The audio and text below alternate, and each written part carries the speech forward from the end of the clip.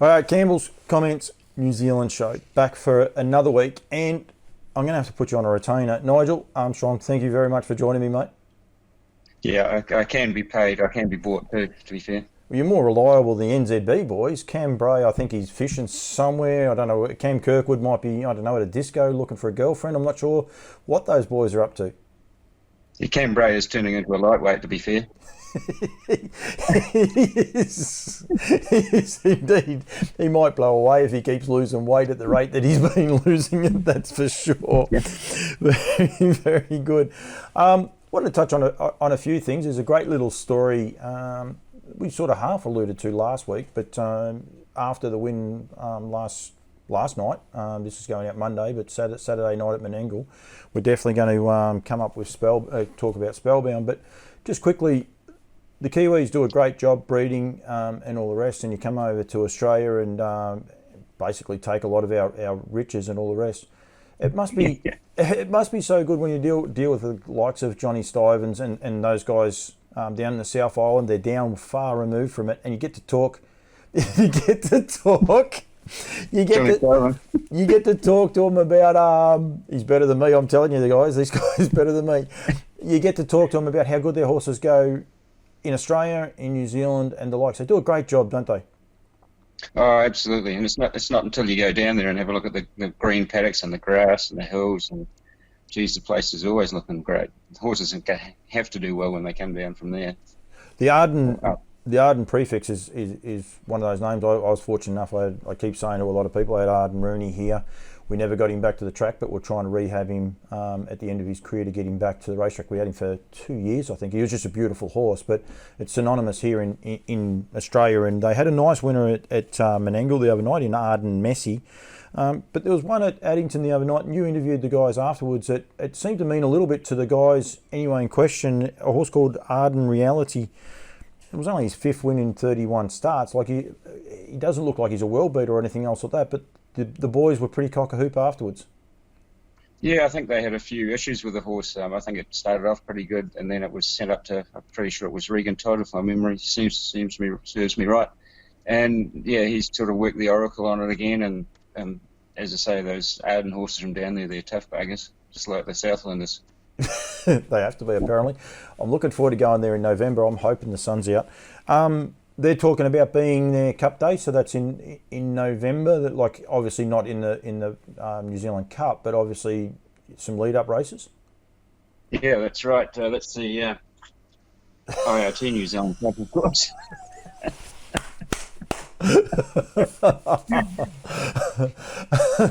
They might fly me down. I can go cattle class. I don't care how I get, as long as I can get down there. But he's just a horse that's just had a few little niggles over the journey. The Johnny Dunn and the Hopes and the Matt Purvises and Regan Todds and all those guys that seem to rehabilitate the horses, and they seem to grow. I mean, it's just a straight line training, the salt water, the fresh air. It's a great spot, and there's some wonderful stories of horses coming out of there have been sort of rehabilitated, I suppose, and that seems to be the place to go. How big's the beach? Like obviously, it's a substantial beach area that they can work on. Yeah, they've got to work in with the public, so it's a public beach. So I mean, they've got to be careful what they do out there, of course.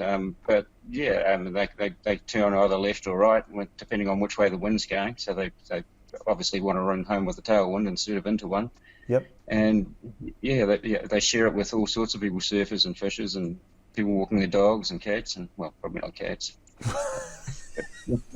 You can see a lot of things. I did an interview earlier on, and the lady's cat, the cat's tail anyway, featured in the interview. I must say, that was on the South Australian.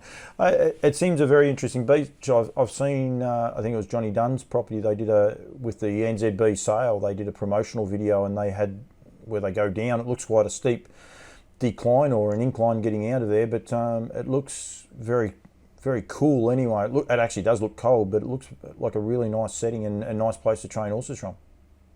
Yeah, probably one of the benefits is you sort of realise that, like from Johnny Dunn's place, it's probably 800 metres odd down to the beach. So you take your horse down there through this track, which is through the forest way, over a big sand dune, onto the beach. Then you trot him down probably to the mile and a half, and then come back, and then put him in the sea, and then come back down the track. So I mean, you've had a real workout. It's not just a running around the track and warm down. It's a serious. That's why Johnny's and Regan's and all those horses are so supremely fit.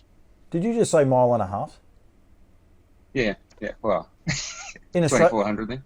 No, not that part. Like it's so they can go a mile and a half straight without stopping. They could go for as long as they can go for as long as they want down the beach. They could go to I'm not sure how far it is down to the Waimak riverbed, but they could probably go 3 miles or 2 miles at least. That's on my bucket list. People tell me I've got to go to racetracks and all the rest. I want to go and see this beach and just see how it all works. It just sounds amazing. I mean, I've been to Warrnambool.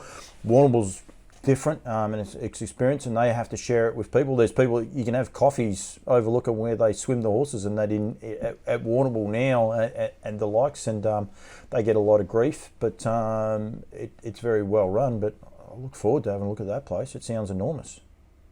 Yeah, well, if you're any good on the reins, I can probably organise you a drive down there, and it's something unbelievable. You're down there in the surf and the sea, and it's just great. Well, I have driven one winner, so if that's okay, that might sort of that might stack me. stack me. And you Kiwis don't mind cheap labour, so it's not too bad either. Yeah, well, they pay me nothing when I'm out there every week. And if you bring someone, they'll double your pay. Yeah, exactly. The Kiwis are, I don't know if you saw Redcliffe. Did you watch any of Redcliffe at all last night? Saturday night? I've watched about 4 replays of Crew because it was just fantastic. What a run. Did they show the drone footage and the drive in-camera footage that they had there? No, I saw the slight bit of the drone footage after the race. I don't know whether they were warming down or what part of the race it was, but unfortunately, no. No. Yeah. It's one of those things. I might, if I can capture some of the video footage, I might throw it up over the top of us when I edit this up in a little while. But it was brilliant, some of the footage. What they had driver footage and they had drone footage, and it was really, really good to watch. You said you've watched it, 4 times?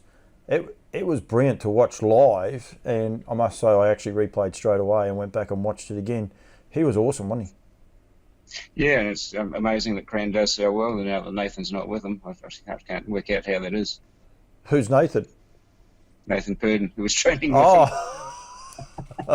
So I gather that's a slight dig at Nathan and his, at Cran and his shirts? Absolutely. It is.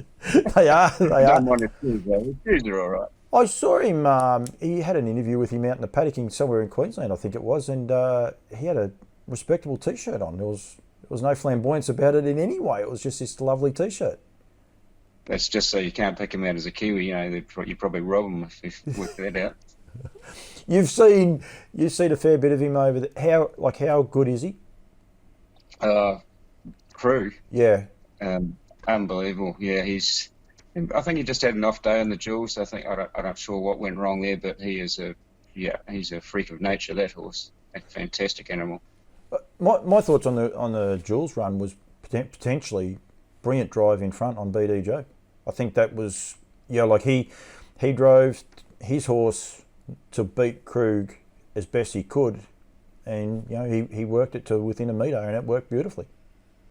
Yeah, I'm not sure whether Krug would have come again at the line or what really went wrong, whether he was out sprinted or what, but possibly pretty hard to outdrive Blair Orange, to be fair, so I'm not sure. I think BD Jones was driven to its perfect drive for that race, and hey, things can happen and racing can do it again. Nothing's foolproof. We see races, we see things like that a lot where a horse like BD Joe might lead. Next time they meet, Krug can sit outside of him, drive him into the ground and beat him by 30 metres. For the connections of BD Joe, I hope he doesn't, but it can happen, and people say, how does that happen? Just that racing pattern, and maybe that tight little track at Cambridge didn't really suit him, to try and screw back to the sprint lane and get up the inside of the other horse. Yeah, I mean, it was a really exciting race, to be fair. Jules Day, it was a great day. Yep. IRT Jules Day. You've got it, and as I keep saying, I think it was sensational. And there's a lot of Aussies. I did a thing with the guys from Woodlands the other day, and the Johnson boys. And look out, New Zealand, if they come over.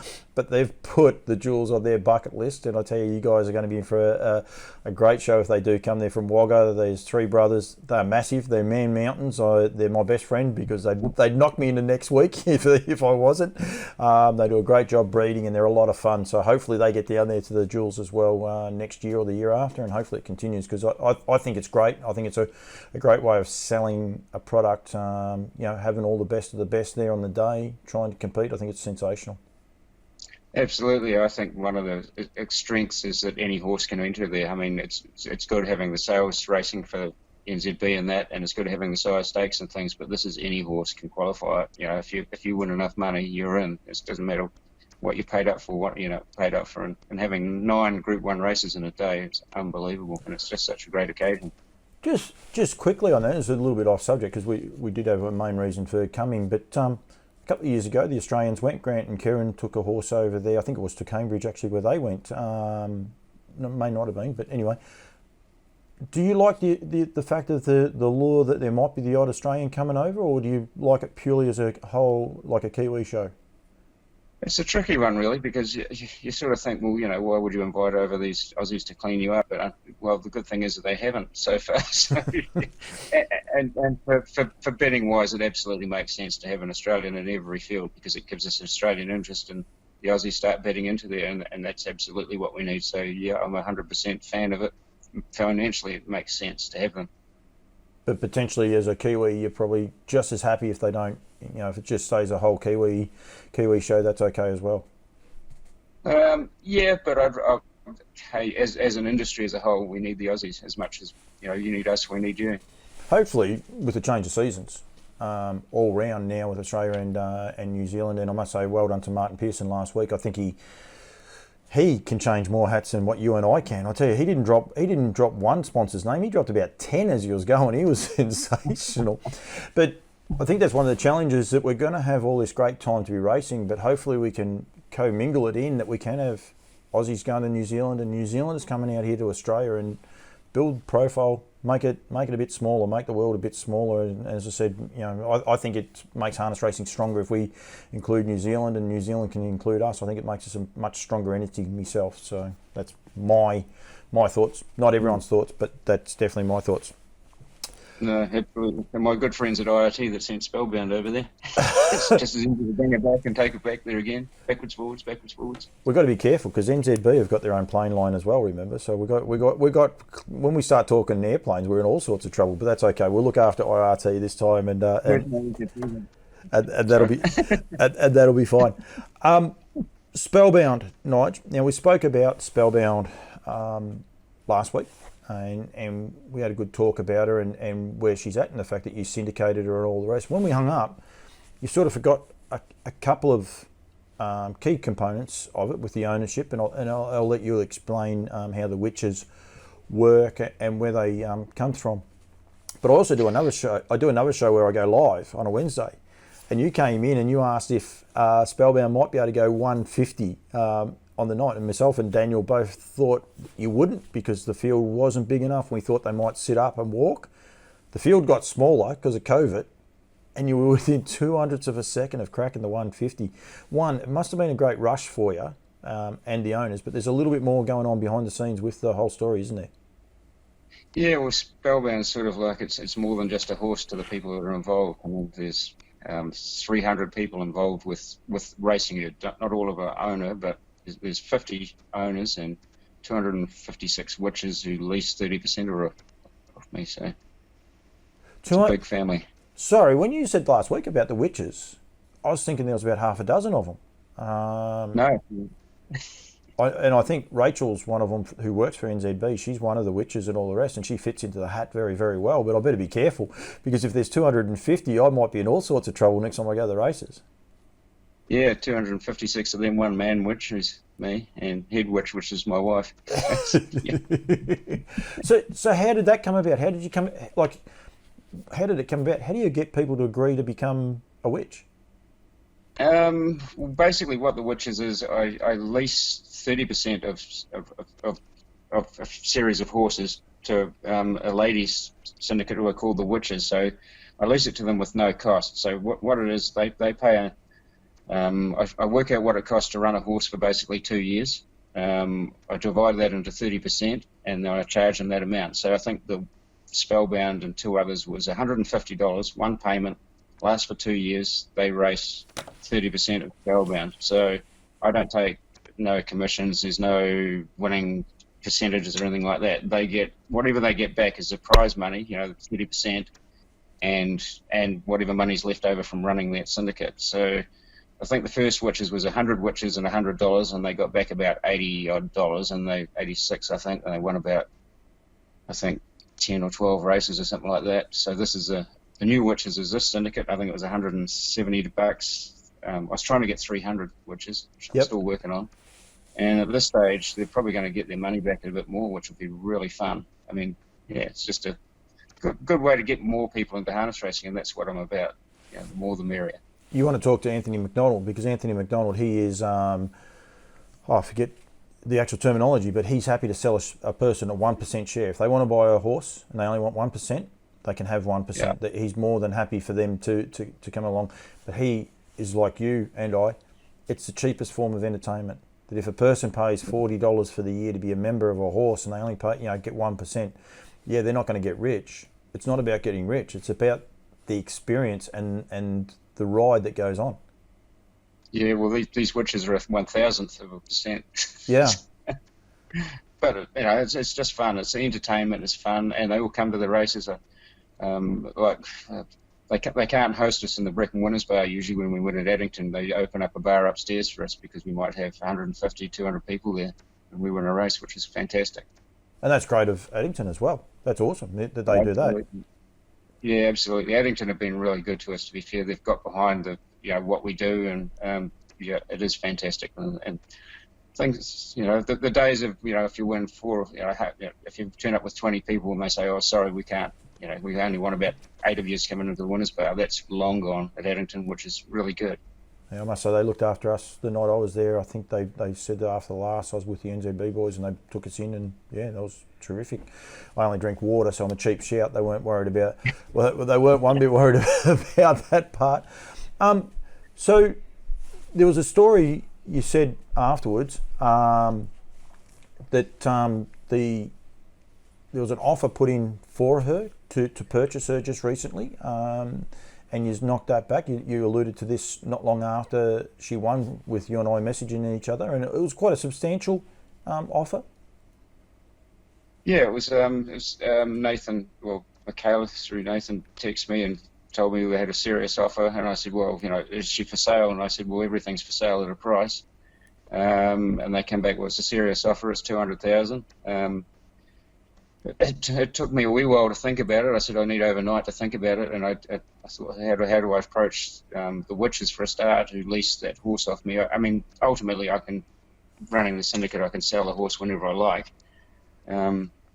But she's become more than a horse to the syndicate. She's as I say, I then went and spoke to everyone in the syndicates, and I think we've had a 98.5% buy-in to keep it. So the syndicate's going to buy out the 1.5% at that rate, at $200,000, to keep them happy, and that's what we're prepared to do. But we just love the horse, and we just love the time we're having. It's just fantastic. So all bar 1.5% have said we're not selling.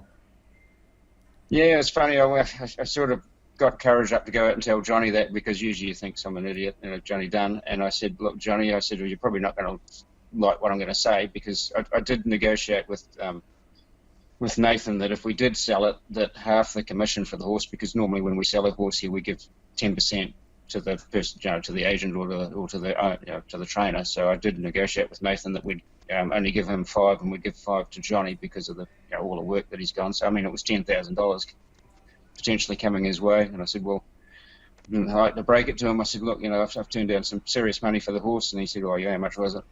200 grand. He said, you're becoming like RJ, you think these horses are like your kids. I said, well, well, he's sort of right. But I said, but, would you sell one of your kids? And he said, no. And I said, well, we're not selling the horse. And he was okay with it?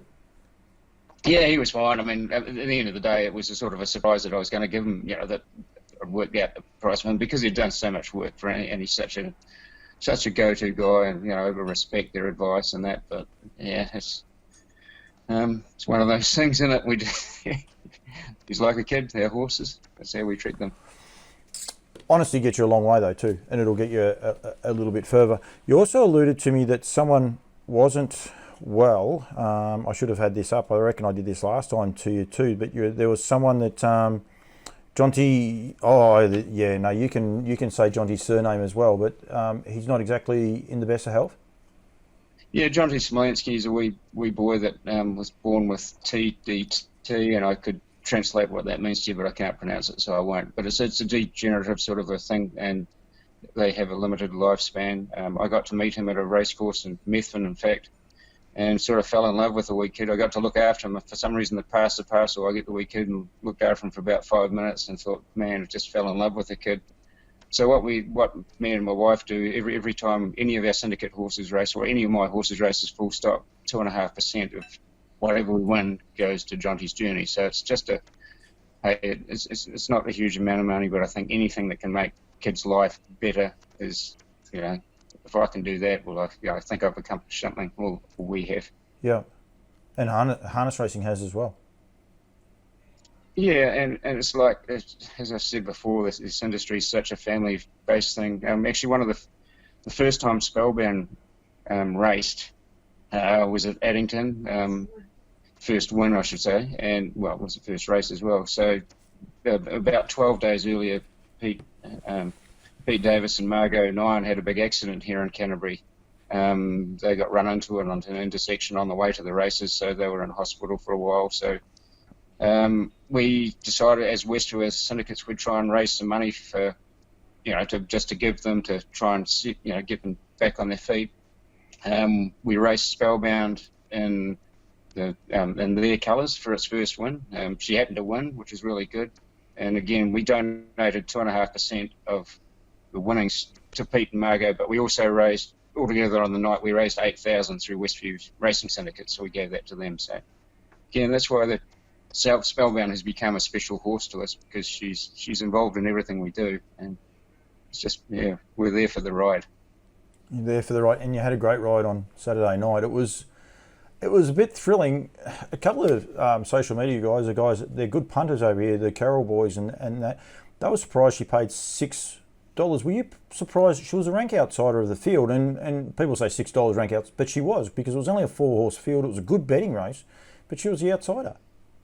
Yeah, generally I try not to bet my own horses, because if they run second or third, I'd be annoyed if I backed them to win. And I thought, well, so I tried. I haven't backed Spellbound for the last few starts, but when I saw it, she was $5. She opened up here. I did have a slight wager there, and I couldn't believe. I thought she'd be second favourite. I thought the number 2 horse that ran second would be very hard to beat. It went 49 something the start before and had the drop on us. But I really thought we'd be second favourite at worst, and I couldn't believe the $5 that opened up here. So I'm really happy with that. And you would have been wrapped in the young girl driving, Ashley Hart. I've met her when she was down here. She was down here for a little while with Tompkins and the rest. She's a lovely girl. Didn't even punish it to the line. Like, she made sure the last 50 to 100 she was switching the whip at her, but definitely not hitting her, just to keep her on. She really looked after her, drove her a treat, didn't she?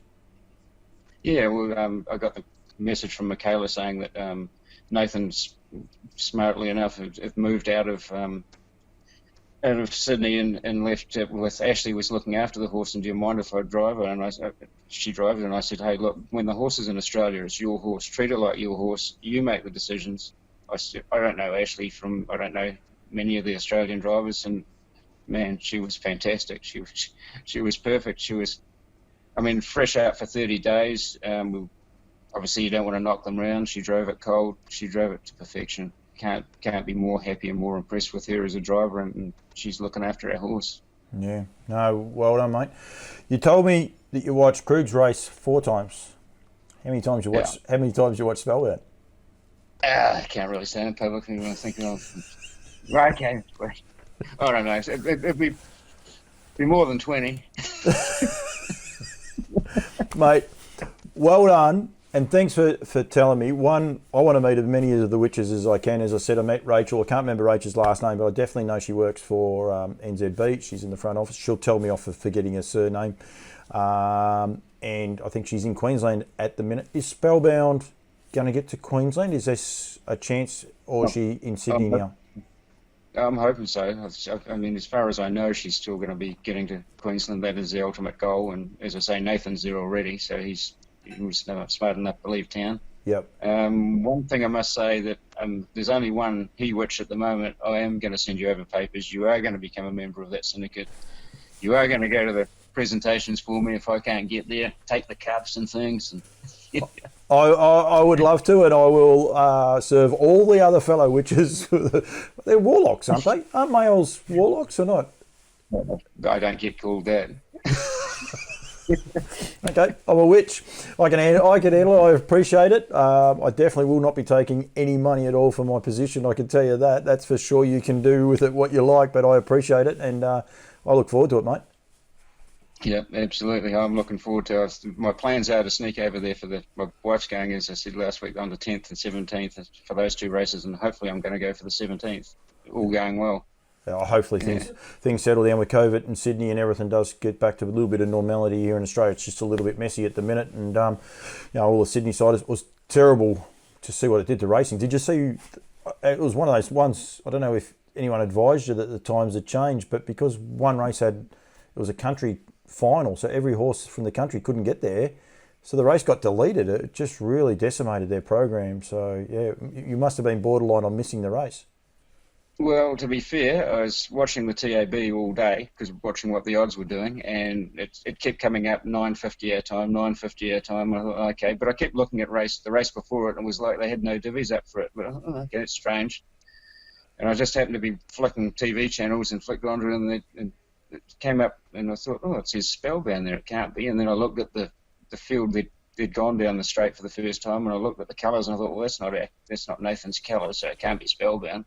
Then he mentioned it in the commentary again. I thought, you bastards, it is Spellbound. And I think about 10 or 20 of the syndicate might have watched it, and the rest of them were swearing at the TV and that half an hour later when it was already gone. There'd be nothing worse than looking for a horse and it's not there. Yeah, I reckon it was a cunning TAB trick to stop us. Would have been probably $2 if we'd known. They were probably waiting to bet. I don't know exactly, but I think it all happened about that 3:30, 4 o'clock mark. So I think it was pretty late when it happened. They basically said that if you're in this area, you're going to have to isolate. If you go back, you're going to have to isolate for a fortnight. So I think it was they just told. I don't think people even got a choice in the end. I think because you would imagine if you're the last man standing as everyone else is scratching, you're going to say, well, a fortnight holiday, but for an easy earn, you're going to go in there anyway. So I think there must have been a little bit more going on behind the scenes. We were pretty happy with the 4-horse field. you didn't care how many there were. Nigel, thank you very much. Thanks very much for being my New Zealand correspondent. I'm going to try and get hold of Ashley Hart actually to throw on to the end of this. Hopefully I can get her and I'll tag her into the end of it because I think she's a great little story as well. I'm also going to catch up with Cam Bray for 5 minutes as well. But thank you very much, mate. I appreciate the time. I'm trying to break down some barriers. You well and truly do that. I really enjoy the banter with us. And now that I'm an official witch, I'm even more excited about it, mate. So thank you very much, Nigel, for joining Campbell's Comments again. I might leave you alone next week, but I might not. Depends on what happens. Yeah, there's always something happening over here. There's always something in Australia as well. Don't you worry about that. Nigel, thank you. No worries. Thank you. Rightio. He's back. Despite what Nigel Armstrong might say, Cam Bray joins me. Mate, welcome back to the New Zealand show. Welcome back to my show, probably more to the point, Paul. Oh, claiming ownership, are we? Position's 9/10 of the law in it. What about your name?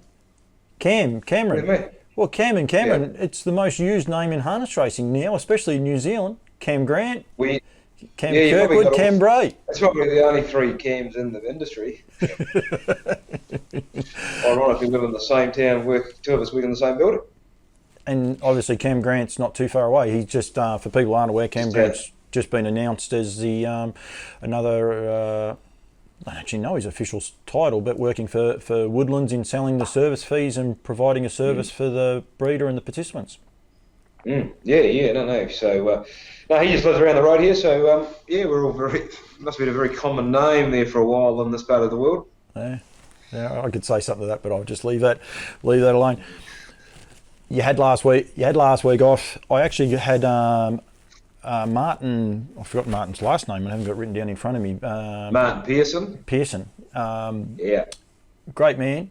Great story, and it was very, very popular.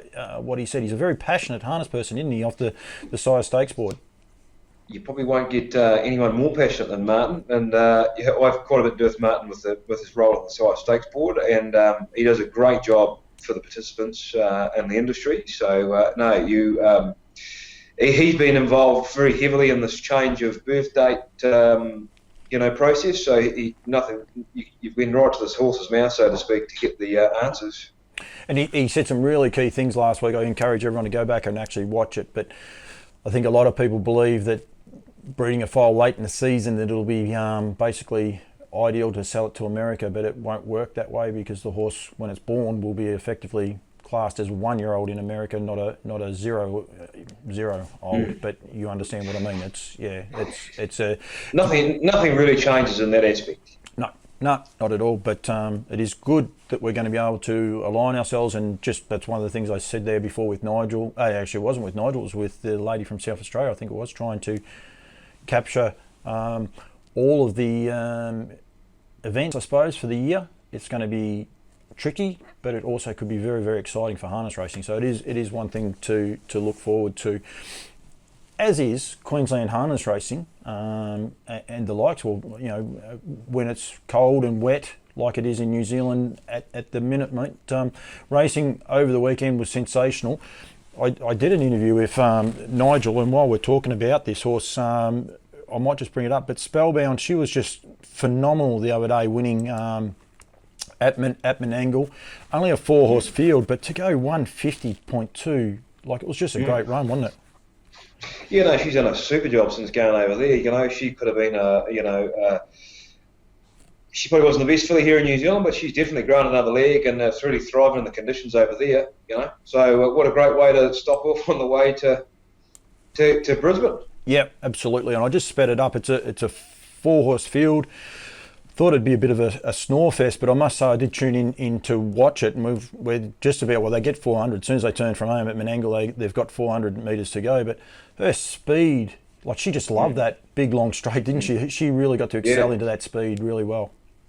Yeah, she's as I said before, she's done a super job since being with Nathan over there. He seemed to really found something in her, and it's great for the owners here, which is a huge group of owners. So including one in our office who keeps pretty well up to date with what's going on. Old Rach. Don't you worry about that. May have been made an honorary member myself just last night, so I could be another witch. I'm not exactly sure how that works. There's 2 male witches. I thought they were warlocks, but Nigel assures me they're not. So interestingly, she had a haircut, mate. We shouldn't do hair jokes, you and I, but she'd been shaved down, the old Spellbound. Looks. Don't go there, Paul.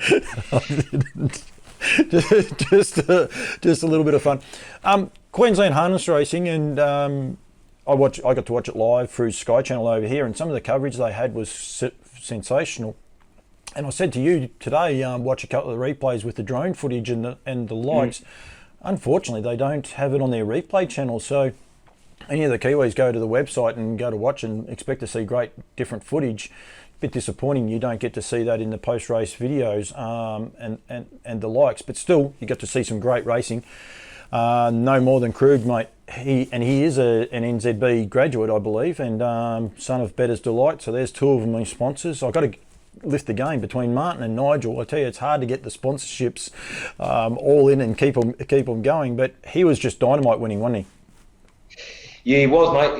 To be fair, he probably needed to be because he's got bigger tasks ahead of him. But shit, to do what he did, 3 wide for most of it, run away and just sort of, really sort of blaze away. He is a very, very classy animal, and I don't know if you've seen him or get the opportunity to see him in the flesh, but he just oozes quality, the horse. No, when we were in New Zealand, I got to see Copy. That I went around and seen him, and that's right. And he's a deceiving little horse as well, because he looks little on this, but he's actually quite big. I'm imagining this bloke is a brute to stand alongside. Yeah, he is, and he's just, he's one of those horses that just grabs your eye. He's got a lot of quality, a lot of presence about him. You think the way he's going, he's still a colt. He's a fair chance he'll make the breeding barn at some point, you'd think. Well, what would they do with a horse like him? Will they keep racing him, like you say about breeding barn? Is that something that they would have on their radar, or are they race horses people more so? They're sort of, it's a big group of owners, so you'd suggest they'll race him, through till whatever. But the way he's built, the quality he's got about himself, his pedigree, you would think that he would do a job. Yeah, 56.9, I think, around Redcliffe. 56.9 around any track is good, but it is a unique track. It was interesting. I listened to Brittany Graham the other day, and she said, "Oh, how will he handle a track like this?" Pretty sure you guys have a track in New Zealand that's got 3 straights in it and 3 bends as well, haven't you? Not a bad track either. Isn't your main track got 3 straights and 3 bends or not, Addington, or not? Am I right or not? Oh, well, I'm not a driver, but to me it looks like, I suppose it is a big roomy track, but yeah, I would have said she's a couple of big long straights myself. But I thought it went off to a different bend around the back straight. Oh well, we'll see how many people watch us, Cam. They'll turn around and tell me I'm a goose or I'm not, or what are the two. But anyway, he was dynamite. Cam, breeding part is what you and I do. We a lot of and comment on it a lot. I watched the Group 1 the Redcliffe Sales Graduate Group 1 race for the 2-year-olds the other night. It's a bugbear of mine, and I know it's a bugbear of yours. It just seems strange. I didn't even know when the Redcliffe sale was on, let alone the fact that they can, have horses go around and compete in a Group 1 final. Not taking anything away from any of those horses, but to give it Group 1 status is a frustration, isn't it? Well, it probably does show. It's as fair as APG or Nutrient Equine or anyone else. If they're prepared to put the money up, then by doing that, you're good enough to give them a group status. For mine, I think if you look at the thoroughbred analogy to it, a sales race, a sales futurity race should never be anything more than a listed race, because it is restricted. It's restricted entry. So how can it be a Group 1 race? A bit like the Everest. And the Everest will never be a Group 1 because it's restricted entry. For mine, I think along those lines. Here in New Zealand, the NZB sales races, harness million, we this year are the richest to the 2- and 3-year-old racing around, and we only hold listed status here in New Zealand for that very fact, that because we don't offer we're not an open race. We don't offer a late payment, anything. You've got to go through the ring to be eligible for that race, and we're quite happy with that. That's fair enough. But I think if you were to look at group racing in Australasia, you could point the finger a wee bit at Australia, the fact that the model of prize money, determining group status is possibly diminishing what some of your very good iconic Grand Circuit racing. Is it something, like while you were talking just then and you were saying about listeds and sales, is it something that we should put in the catalogue as sales listed race or sales Group 1 race or a listed, is there potentially a terminology a little bit different? Because to say that they are sales graduates, I suppose then you can have the jewels, which is technically restricted to Kiwi horses, but you can sort of open up a bit of a Pandora's box that way. But is there some way of still being able to give it the prestige, but without, I suppose, taking away from the Group 1s, the true Group 1s, your Derbies and your Oaks and your Interunions, those races? Well, see, you look at the thoroughbred catalogue, Magic Millions, or the English, what do they call their race?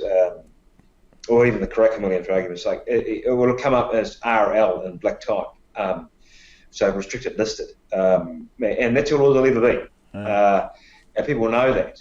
and you know, they're $1 million races. These races and the Everest, you know, it's whatever you like. It's never going to be a Group 1 race because it can't be. Yep.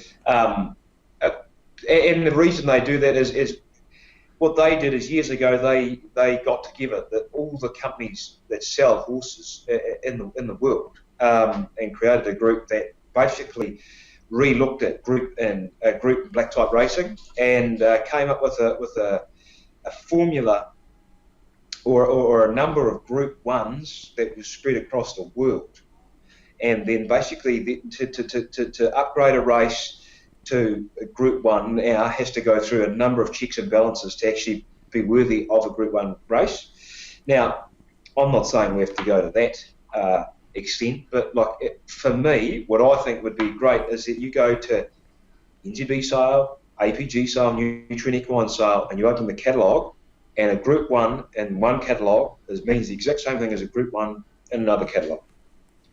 And it has the same significance and the same, you know, impact. Where unfortunately, and it's not to no disrespect to anyone here, what I'm saying is that what it's actually doing is it's not diminishing the sales races, it's diminishing the derbies, the oaks, the real time-honoured good races. Yeah, because they're held, when you pick up the catalogue, they're in the same type. Whereas instead they should be in bold type. It is a funny thing, and I'm sure printers would cringe at it, but like especially now we're going to digital, maybe it's something that it is a matter of changing colour. We say about bold type and all the rest, like that was back because printing was back in the day. We still do have the printed catalogues, and it would be painful to probably change the colour on them, but for the digital, it's not hard at all. So maybe it's something that people could look at as well, changing, instead of it being black type, it could be dark blue type, or you know, or red or something like that, so people know that it's a restricted race, but it's a prestigious restricted race. That's why it's there in the catalogue. Yeah, well, you know, but if, in the same token, if you got everyone together and they all played by the same rules, I suppose you want to go, it doesn't actually matter what colour it is, because if it's a Group 1 win, it's bold capitals. If it's a Group 1 place, it's, you know, bold lowercase. If you want to look at it like that, I just think that you know, it would benefit everybody, I think. You know, and I know it's going to be a hard pill for some people to swallow. We talk about the 2 minutes time, which you may have differing views on that. I have. I mean, either way on it, to be honest. And I agree with some people out there that you need to have the 2 minute time because that is the standard bred. You know, it was 2 minutes. Is it relevant to today's timing? No. I think you're right. I think you definitely need the 2 minutes. You need the 2 minutes to be able to sell to the non-racing person, so they can understand. We definitely need the 2 minutes as a benchmark, but not as a sales seller, because reality is now it's got to go quicker. So if you must keep your 2 minutes, explain to people what 2 minutes means, why it's there, how it works.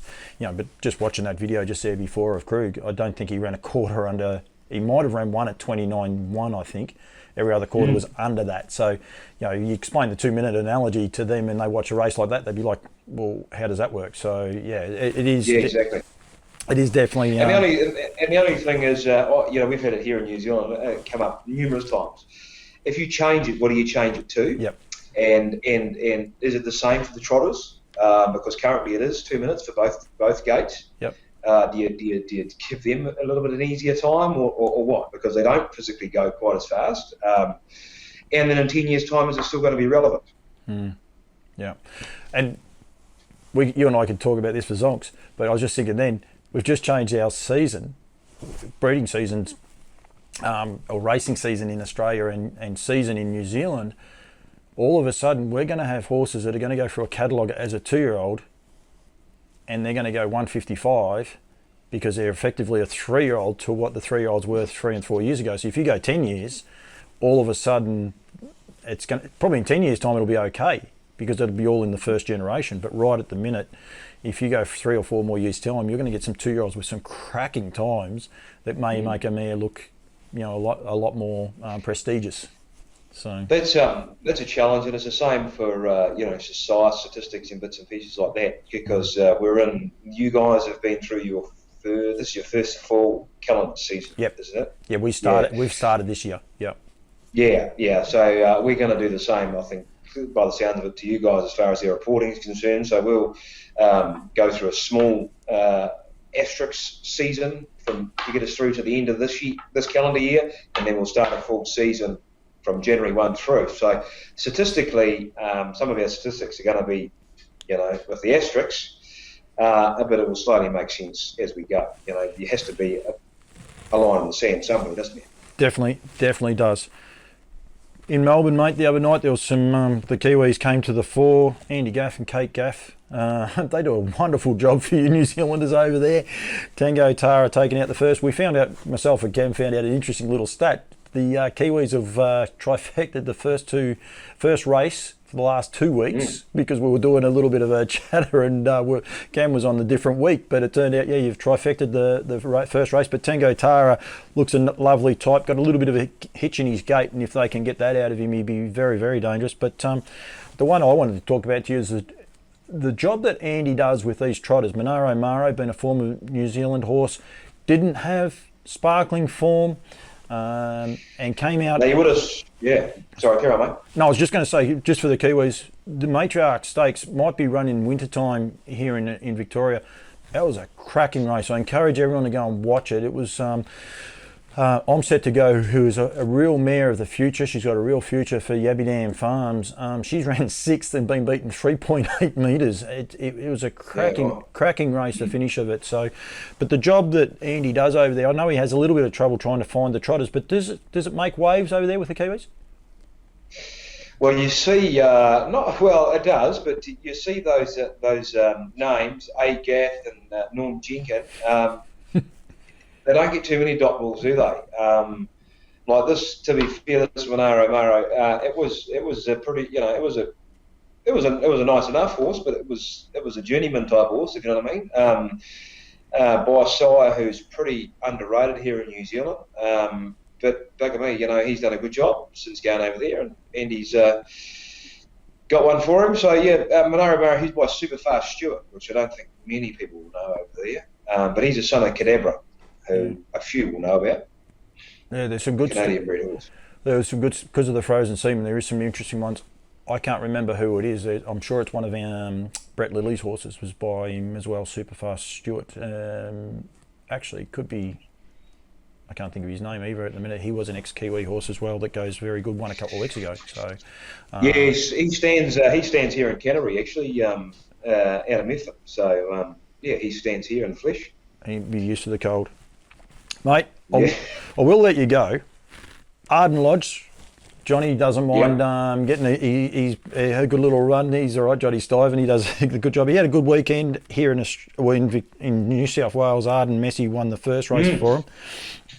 Arden Reality, I was talking to Nigel just there before about him. I saw Nigel do a couple of doorstop interviews that he does.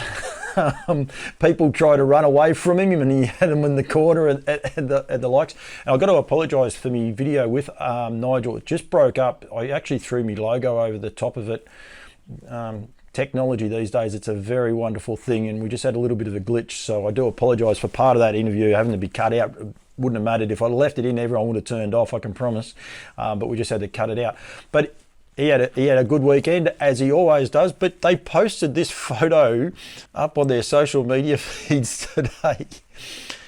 Fair to say it looks pretty cold down at Arden Lodge and the likes down at the Standardbred, Southern Reared side, mate, with a bit of snow falling.